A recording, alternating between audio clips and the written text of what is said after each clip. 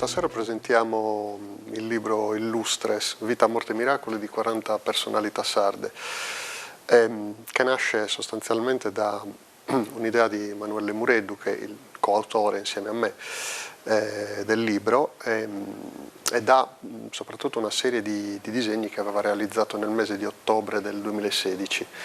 Si trattava di 30 ritratti di personaggi storici sardi più o meno noti, all'interno di un'operazione che si chiama Inktober. È una cosa che fanno i disegnatori, gli illustratori e i fumettisti di tutto il mondo sostanzialmente. Prendono il mese di ottobre e dedicano ogni giorno a un disegno originale.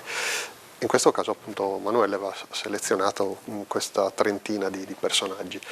Diciamo che condividiamo una passione per la storia sarda da diversi punti di vista, io più dal punto di vista storico e narrativo, lui dal punto di vista del disegno del fumetto, e però sono temi che abbiamo sempre trattato tra di noi, ne abbiamo sempre parlato tanto, quindi è stato un po' spontaneo cercare di dare una destinazione a questi disegni e confezionare un prodotto che avesse un tenore divulgativo sulla nostra storia attraverso questi personaggi. Quindi abbiamo completato, diciamo, il novero di questi personaggi con un'altra decina che abbiamo aggiunto e poi abbiamo affiancato a ogni ritratto una biografia. Quindi ci sono 40 ritratti disegnati e 40 biografie affiancate, con poi chiaramente una presentazione, una postfazione che diciamo che spiegano, danno conto appunto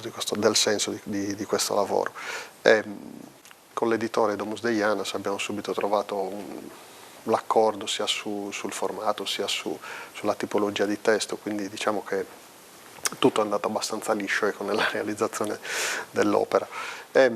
Quindi adesso è uscita da pochissime settimane e lo stiamo lanciando, diciamo, sono le prime presentazioni di lancio e per adesso il riscontro sembra positivo. Quello che ci proponiamo noi è di fornire uno strumento che sia agile, alla portata di qualsiasi lettore, per cominciare ad addentrarsi nei vari periodi della nostra storia.